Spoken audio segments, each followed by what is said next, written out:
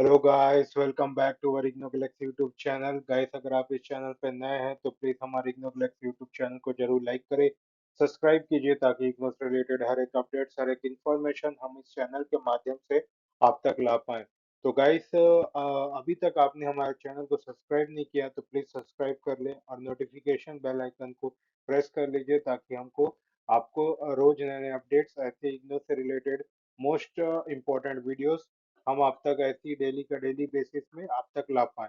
तो गाइस, आज हम देखने वाले हैं IGNOU BAG most repeated question and topics. तो आपके इग्नो का जो बीएजी एग्जाम है उसके जो बहुत सारे रिपीटेड क्वेश्चंस जो है हर साल के है ना, जिस मतलब जो ज्यादा बार रिपीट हुए हैं उसके पास पीवाईक्यू से हम उठा के लेके आए हैं।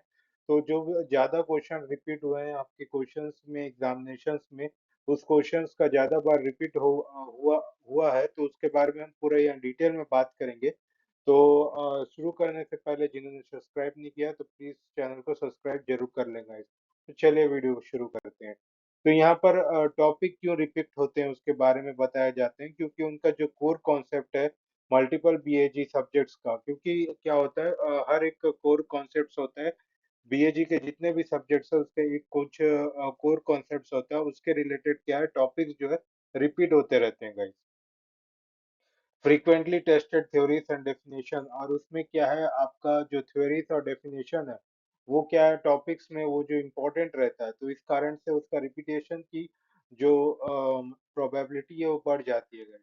Easy to frame long short questions, अब उसमें से वो टॉपिक्स जो रिपीट हो रहा है उसमें आप लॉन्ग शॉर्ट क्वेश्चंस को आसानी से फ्रेम कर सकते हो और उसको वो हाई स्कोरिंग रहता है ना। वो टॉपिक्स रिपीट हो रहा है ज्यादा बार तो उसमें क्या सभी बच्चे पढ़ेंगे तो it's topic scoring type and predictable patterns है। तो उसका जो प्रेडिक्टेबल पैटर्न है तो उनको पता रहता है कि इस टॉपिक से ये क्वेश्चन आने को है, रिपीट ज्यादा हुआ तो उसका किस तरह से पैटर्न आ सकता है उसके बारे में ज्यादा फेमिलर होते हैं और अच्छे मार्क्स के कारण हम ला पाते हैं।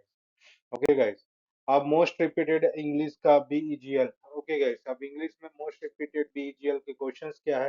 कैरेक्टर एनालिसिस, जो कि नॉवेल्स और प्लेस में होते हैं, तो नॉवेल और प्लेस में जो आते हैं आपके एग्जाम्स में उसमें कैरेक्टर के बारे में, उसके चरित्र के बारे में ज्यादा एनालिसिस पूछता है गाइस। उसके थीम्स ऑफ सिंबल्स सिंबल्स को पूछा जाता है।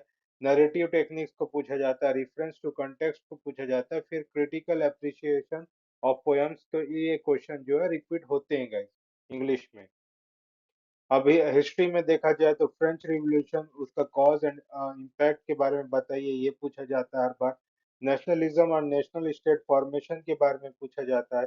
इंडस्ट्रियल रिवॉल्यूशन के बारे में पूछा जाता है। फिर कॉलोनियलिज्म एंड इकोनॉमिक इम्पैक्ट उसके बारे में पूछा जाता है। वर्ल्ड वॉर और उसका कॉजेस एंड कॉन्सिक्वेंसेस उसके बारे में पूछा जाता है। तो ये क्वेश्चन को आप नोट डाउन कर सकते हैं। Most repeated political science question are liberalism, Marxism, feminism, organs of government, constitutional features, federalism and center-state relations and public policy process। तो ये सब क्वेश्चन जो है आपके पॉलिटिकल साइंस में रिपीट होते हैं। मोस्ट रिपीटेड सोशियोलॉजी की बात करें तो आपका culture, society, relationship, social stratification, social change theories, research method, family and kinship pattern. तो ये सब चीज आपका क्या है इसमें रिपीट होता है। मोस्ट रिपीटेड इकोनॉमिक्स के क्वेश्चन क्या, डिमांड सप्लाई थ्योरी है ना, elasticity, national income concepts repeat होते हैं। इन्फ्लेशन एंड अनएम्प्लॉयमेंट, इन्फ्लेशन के बारे में ज्यादा पूछते हैं गाइस। इन्फ्लेशन के कोर टाइप्स, डिफ्लेशन है ना, मनी सप्लाई, आपका प्राइस इंक्रीज हो जाता है, परचेसिंग पावर मतलब सेम ही रहता है और वो कांस्टेंट मतलब घटते जाता है। सॉरी, इन्फ्लेशन में क्या होता है आपका प्राइसेस जो है गुड्स एंड सर्विसेज का वो बढ़ते जाता है लेकिन परचेसिंग पावर जो है वो घटते जाता है guys, है ना। इसी को कहते हैं हम इन्फ्लेशन, है ना। तो इसके बारे में ये सब चीज टॉपिक जो है आपकी इकोनॉमिक्स के पार्ट है, रिपीट होते रहते हैं। मार्केट स्ट्रक्चर ये भी रिपीट होते रहते हैं guys। अब एग्जाम स्ट्रेटेजी क्या रहना चाहिए बीएजी स्टूडेंट को, कि वो 10 से 12 टॉपिक जो है उसको डीपली अच्छा से पूरा कॉन्सेप्ट को क्लियर कर लें। प्रीवियस ईयर के सॉल्यूशन भी आप उसको पढ़ लें। अगर आपको प्रीवियस ईयर के सॉल्यूशन चाहिए, मोस्ट एक्यूरेटेड चाहिए, तो ये हमारे नीचे दिए गए इस व्हाट्सएप नंबर पे कॉल बैक कर सकते हैं या फिर आप व्हाट्सएप कर सकते हैं। हमारे टीम सपोर्ट आप तक रीच आउट होके आपको इसका पूरा सॉल्यूशन दिला दी जाएगी। आप प्रैक्टिस कर सकते हैं 300 से 600 वर्ड के आंसर को।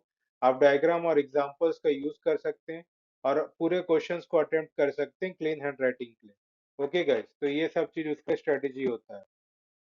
So thank you guys. If you like this content, तो please do subscribe to our channel Igno Galaxy as your study partner guys. अगर आपको हम आपको गैस पेपर या PYQ के सॉल्यूशन या इग्नो से रिलेटेड कुछ क्वेरी है, न्यू एडमिशन से रिलेटेड कोई क्वेरी, स्टडी मटेरियल से कोई क्वेरी है, तो नीचे दिए गए वो इस व्हाट्सएप नंबर पे कॉल बैक कीजिए, जरूर कॉल बैक कीजिए गाइस। हमारी टीम आप तक रीच आउट होगी, आपकी सारी प्रॉब्लम का सॉल्यूशन दे दी जाएगी।